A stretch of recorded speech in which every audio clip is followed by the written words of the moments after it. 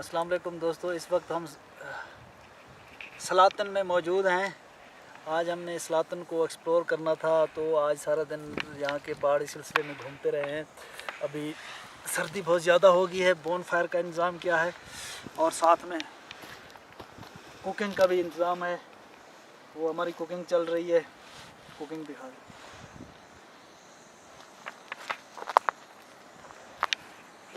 हमारा सामान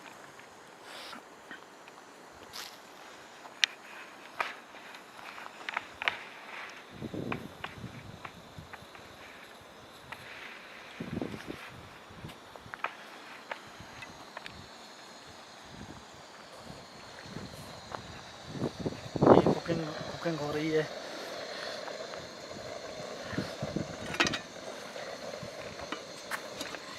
ये बड़ी मज़े की खुशबू आ रही है।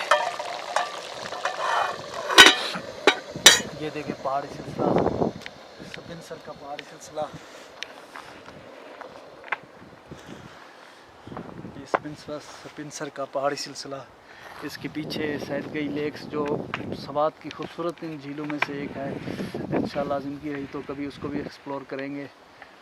ये कोई 5 घंटे की हाइक है, 5 घंटे हाइक करके वहाँ जाना पड़ता है। ये सामने सपिनसर का पहाड़ी सिलसिला। अब गोल्डन आवर शुरू है। आप देख सकते हैं कि पहाड़ों का रंग जो है ना, बिल्कुल सोने की तरह हो रहा है।